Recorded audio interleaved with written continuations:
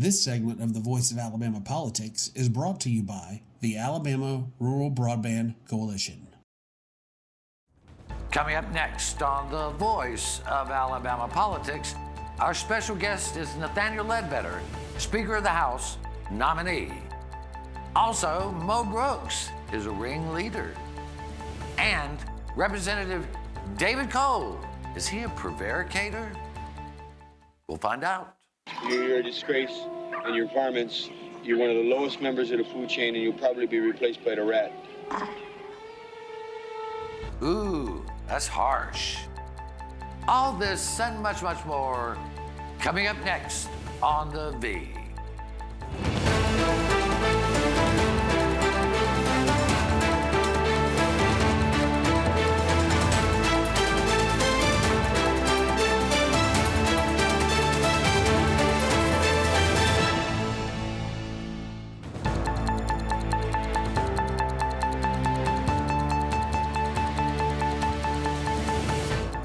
Welcome to The Voice of Alabama Politics, where we tackle the tough issues so you have the hard facts. I'm your host, Bill Britt, and our guest today is Nathaniel Ledbetter, the Speaker of the House nominee. Welcome. Thank you. It's good to be here. Good to be with you today. Good to have you. You and I over the years have had plenty of good conversations. Wow.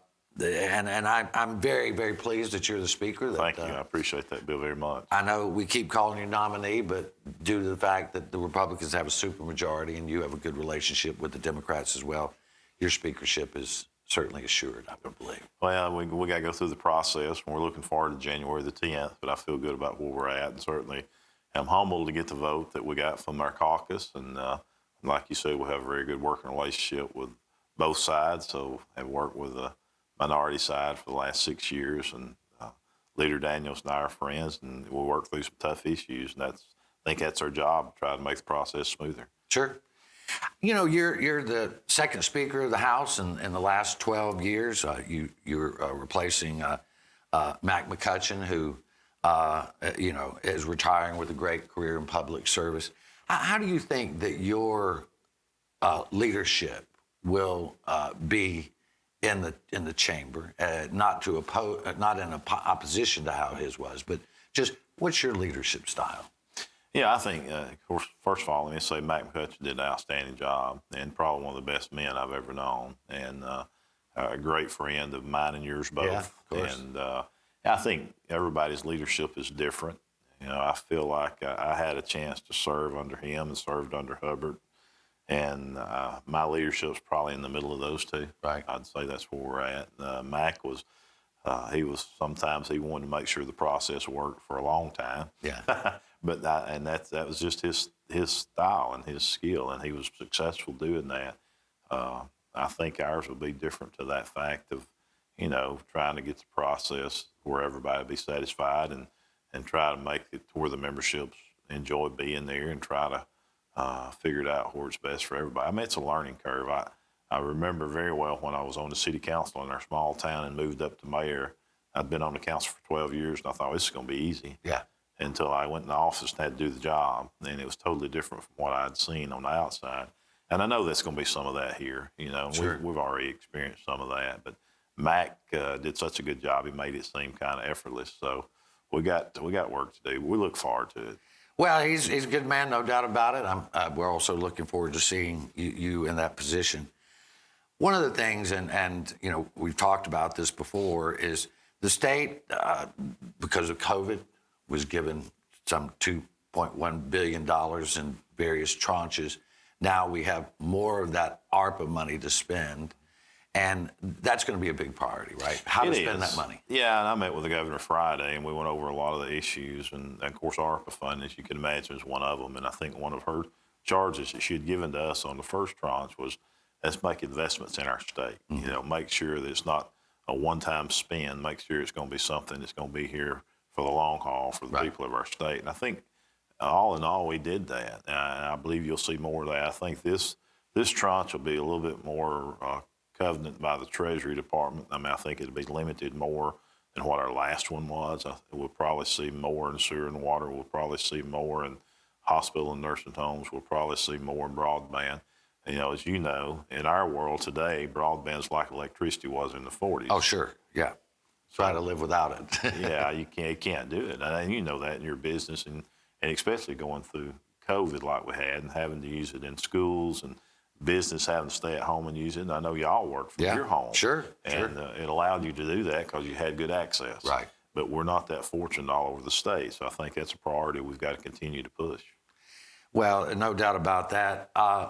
The other thing that I know is a paramount concern, not only to law enforcement, but family members and folks around the state, is this fentanyl crisis that we have. You know, law enforcement, recent survey said it is more dangerous than even the methamphetamine. Yeah.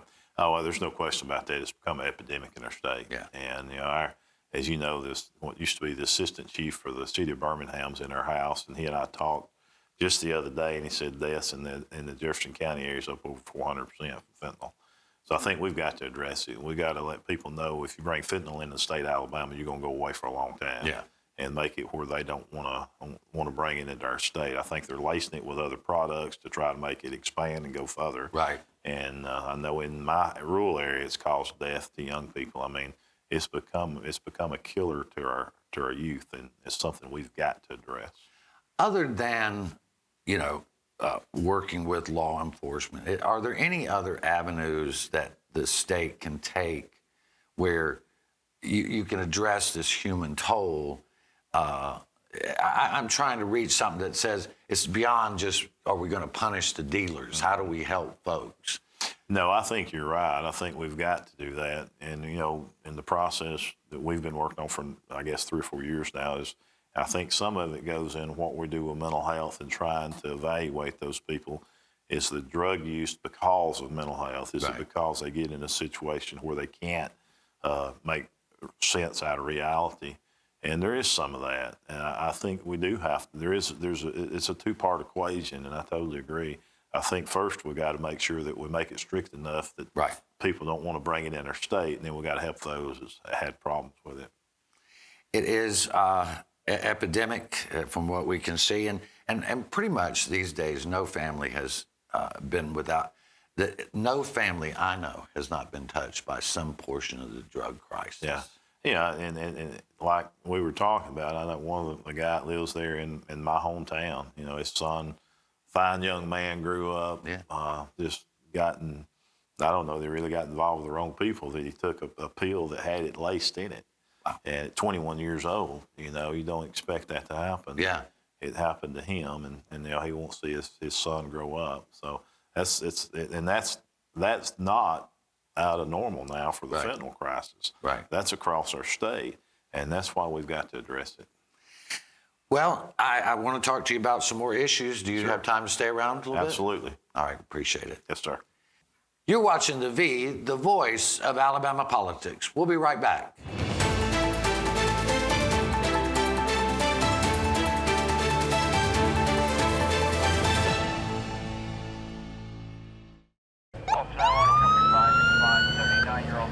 Speed is one of the biggest factors in a fatal car crash. Your car stops, but your body does not stop at the same time. Your body keeps going, you know, and that could be running into your seatbelt, that could be hitting the airbag. Something has to stop it, and unfortunately, it's something very hard. There have been times that we've come upon accidents where if people weren't speeding, they'd probably still be alive today.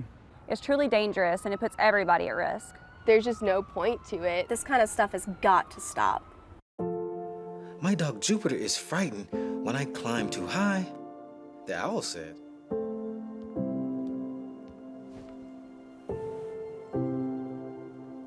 Check for monsters, Daddy. I did, honey. There are no monsters. You're perfectly safe.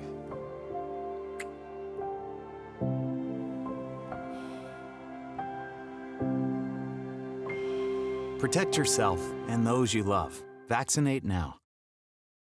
This segment of the Voice of Alabama Politics is brought to you by the Alabama Rural Broadband Coalition.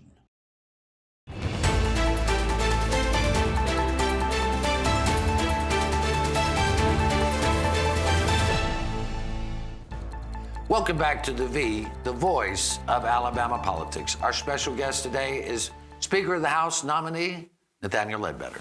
Welcome back. Thank you. It's good to be here, as always. You know, we were talking before we went on the air about the Port of Mobile. Yes. And it is such a treasure in the state. I often refer to the Port of Mobile as Alabama's front porch. You know, it's a place where you get to see really some beautiful things about Alabama. And it is such a moneymaker. I mean, it is such a thriving interest. And I think few people understand how much we can actually do at the port. And I know this is a concern of yours, that we not only grow the port, but bring more industry into the port. I mean, it's doing great this year and last year. It is. You know, the port has grown some 40% in the last couple of years. Wow. And I think I agree with you. It's almost like Alabama's front porch. Yeah. It affects all of us across the state, from North Alabama to Central Alabama and to the Port of Mobile. And that was one thing. As Speaker, we're going to have a new committee that is Port and Inland Waterways, because I don't know if you knew it or not, but Alabama's got over 10% of all the fresh water in the United States. I mean, we were truly blessed. We're on the cusp of a lot of great things with our waterways and ports. But we got not only the Port of Mobile, and we got the Port of Huntsville, we got the Port of Birmingham, and now they're building a port here in Montgomery, along with the Tennessee-Tombigbee Waterway, and then having that much of a natural resource. It's amazing that the good Lord has blessed us with that. And with everything that's happening on the West Coast and the lack of water there, a lot of the tech companies are beginning to look elsewhere. So I think Alabama is certainly in a position that we can take advantage of that. And, you know, from my standpoint, in North Alabama, you and I were talking off the air about being able to visit and see the blast freezers that they've got down there. So we have poultry products coming from North Alabama that's shipped through the port. You know, Alabama, a lot of the products, being timber and coal, goes through the Port of Mobile. And I think we're just opening it up. And by creating the committee, I think we'll be able to offer some incentives for some of these companies. As you know, Alabama's the second largest automobile producing company in our producing industry in the country. And we don't ship any automobiles out of Mobile Bay yet. I know, and that does not make any sense, but that should turn around. I think it will. I mean, some of those companies all have contractual agreements for the Savannah port, and I think we will see that change. And if we can get our committee put together and offer those incentives, which will be paid back into the state many times over. I'd read a report recently where Mobile Bay brings in over $85 billion of commerce to our state. Wow. And I think we're just seeing the beginning, to be honest with you. Well, as far as the intercoastal waterways, will there be more infrastructure investment into helping develop those? Yeah, I think one of the things that is a possibility. The other thing is, we've had the Tennessee-Tombigbee for a number of years. I don't think we've ever fully used it to the ability that we could. Right. And I firmly believe that putting the committee together and start looking at what our resources are here in Alabama will give us the opportunity to use the facilities we already have. Okay. And I think it gives us a platform to be able to use those and go forward. You know, economic development is big on everyone's mind that pays attention to business. That's right. We're all you're business owner. That's right. Business owner. I'm always concerned about what can we do to improve the fortunes of business in our state, to attract good business, and to get our businesses to be more prosperous. Could you talk a minute about how what you're seeing we need to do as far as economic development? I know there's a number of bills that have to be renewed. That's right. The Alabama Jobs Act will be renewed. That'll be probably one of the first pieces of legislation we'll take up when the session begins. And I think it's so important to our state. If you look at what's happened just over the past few years, because I think a lot of it's got to do with the Jobs Act and the way that it's implemented. We've created over 65,000 jobs and added over $40 billion in industry into our state. And I think that has proven itself. Right. For companies, it's small and large, that's in business.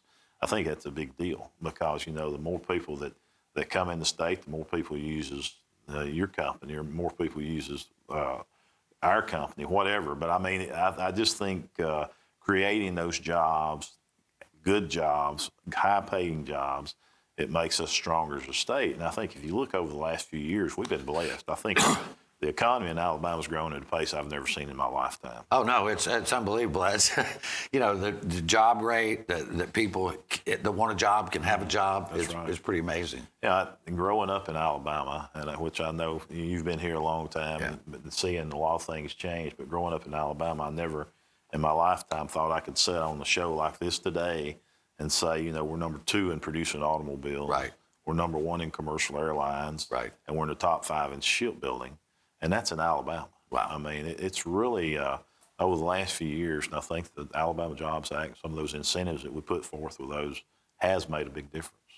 And you know, we certainly followed that with our news coverage, and we've seen it. We've seen this happen. And I think, you know, Senator Richard Shelby has done a lot for that. Governor Ivey has done a lot for that. We're going to miss Senator Shelby, but we'll still have Governor Ivey, and we'll have Tommy Tuberville and Katie Britt in the Senate, and I think they'll do a good job for us. I do too. I'm excited. Of course, Coach Tuberville and Katie both are good friends and have worked with both of them. Of course, you know I was Coach Tuberville's co-chairman for his campaign when he ran, and Katie worked really closely with her with the BCA, and I'm excited. I mean, I think they both have their pluses, and Katie's just a fireball. I think she is going to be a force to be reckoned with.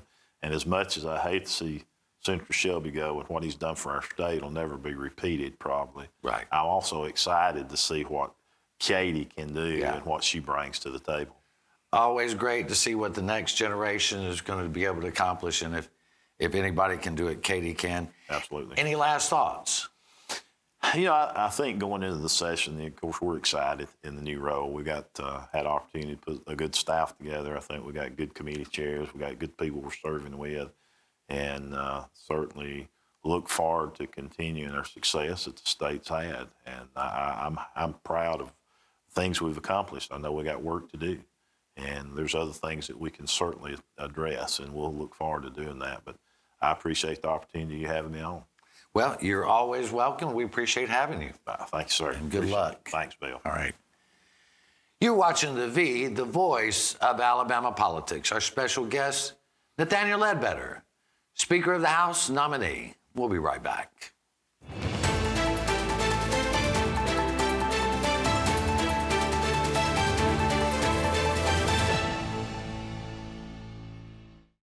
There was an old woman who lived in a shoe.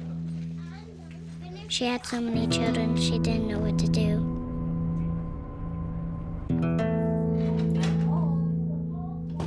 She gave them some broth without any bread and kissed them all soundly. Lights out. And put them to bed. Hunger is a story we can end. End it at feedingamerica.org. Throughout my career, I've seen many crashes, and a lot of the fatalities are from people who haven't worn their seatbelt. Cars have rolled over multiple times. I've had people end up in lakes, ravines. I've been looking for people in the woods for a couple hours before. Usually just about every bone in their body is broken, their organs have ruptured, and typically they die. You want to save a life, just simply click a button and put that seatbelt on. Seatbelts really do save lives.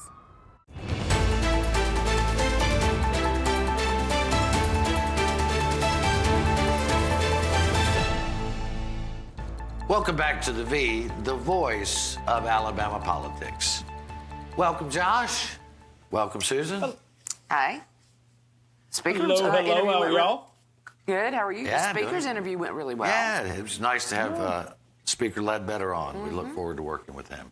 Be interesting. Hey, it took up all my talking time, so, you know, I've got a bone to pick. Yeah, well, there you go. Well, when don't you, Josh? When don't you? It's true. It's true.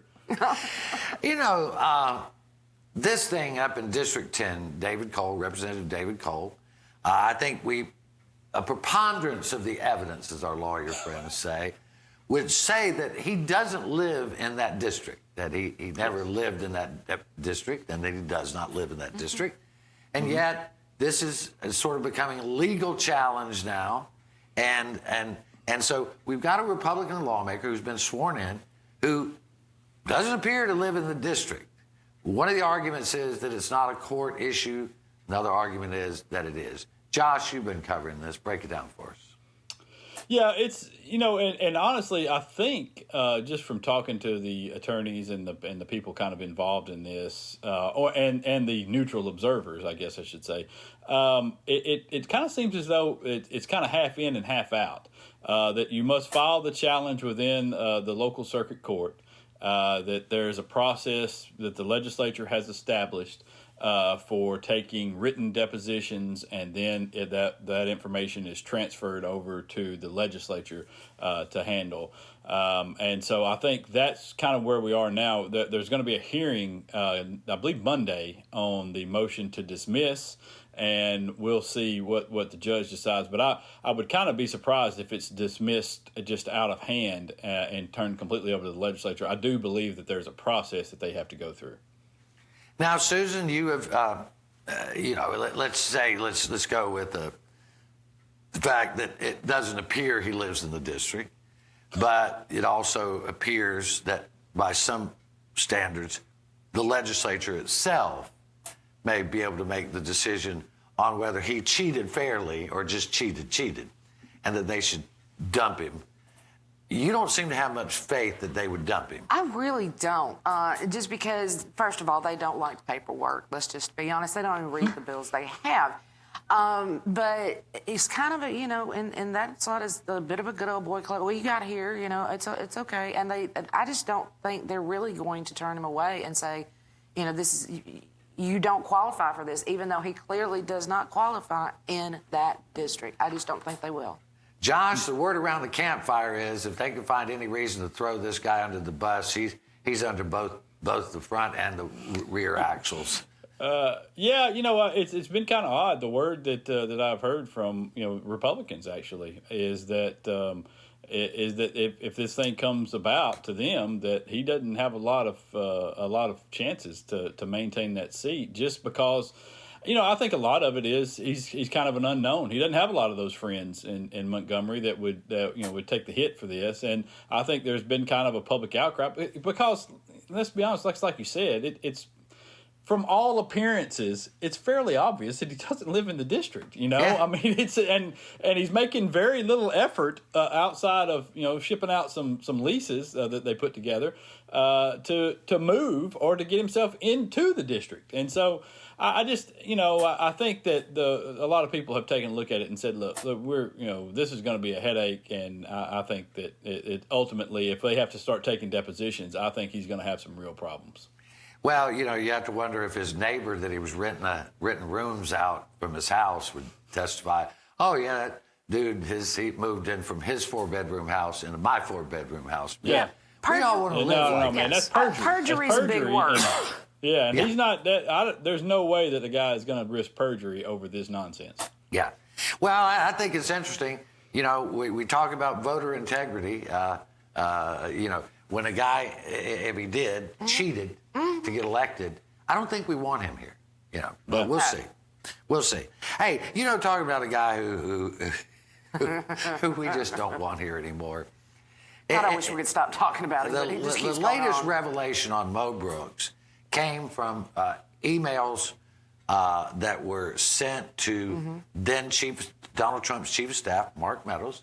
Some 34 Republican lawmakers had sent hundreds of emails to Mark Meadows in an attempt to overturn the elections and to use January 6th as a pretext to overturn the election. And all the way to the extent, Josh, as you've reported, to encourage the president to declare martial law. Now, I think the only thing they're embarrassed about here is that the dude did not spell martial law.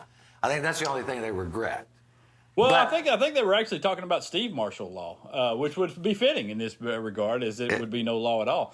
And so, this is another embarrassment for the state, although it seemed as though Mo Brooks was quite proud of this when Talking Points memo, which are the people that published the latest round of text messages between Mark Meadows and a lot of the congressional leaders on the Republican side, and kind of highlighted just how off the rails insane this got. at that point. And I mean, it was, I called it in a column. It was like looking at the inner workings of a cult. And I mean, the disillusion and the just complete fantasy world that they seem to be living in at that time, and then in the months since this happened, where they were martial law, they were fake electors. They put up fake electors. I mean, why? We very rarely talk about this. These people went out and recruited fake people to be the electors from these states. Yeah. And I mean, it's just to subvert. It's all in an effort to subvert a free and fair election in which study after study and audit after audit has shown there was little, if any, fraud.